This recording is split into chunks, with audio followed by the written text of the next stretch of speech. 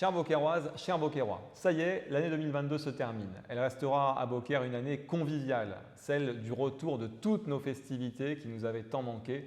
Je remercie l'ensemble de ceux qui ont travaillé à la préparation de ces festivités 2022 avec nous et qui ont contribué à leur réussite.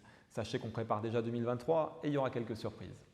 2022, c'est aussi une année d'élection. Je remercie l'ensemble des Beaucairois qui se sont déplacés. Vous avez été plus de 70% à voter pour notre député. Je m'en félicite parce qu'on avait besoin d'être défendu à Paris. Je sais qu'il le fait très bien et qu'il continuera à le faire très bien en 2023.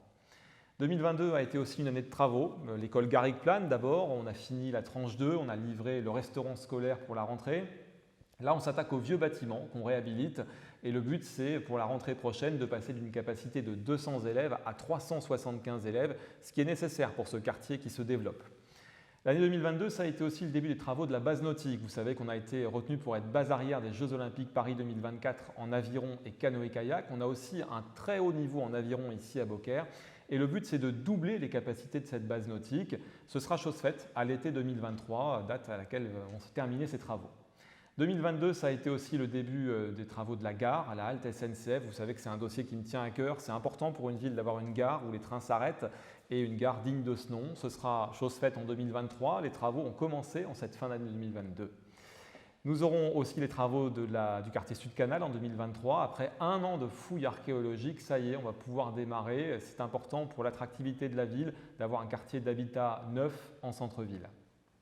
Alors la seule chose qui m'inquiète en 2023, c'est la façon dont notre pays est géré. Le pays laisse complètement à l'abandon tout un tas de petits commerçants, d'artisans, de chefs d'entreprise et aussi les collectivités locales en ce qui concerne les dépenses de gaz et d'électricité. C'est déjà dur pour les particuliers, pour les entreprises et les collectivités, nous n'avons pas de bouclier. Alors nous allons passer de 400 000 € de dépenses en 2022 à 1,4 million en 2023. Il va falloir trouver des solutions et nous allons nous y employer comme d'habitude. Mais je voulais vous dire que ce gouvernement ne nous aide absolument pas à ce jour. Alors, je vous souhaite, en ce qui vous concerne, une année conviviale, chaleureuse, pleine de santé et de solidarité. Bonne année 2023.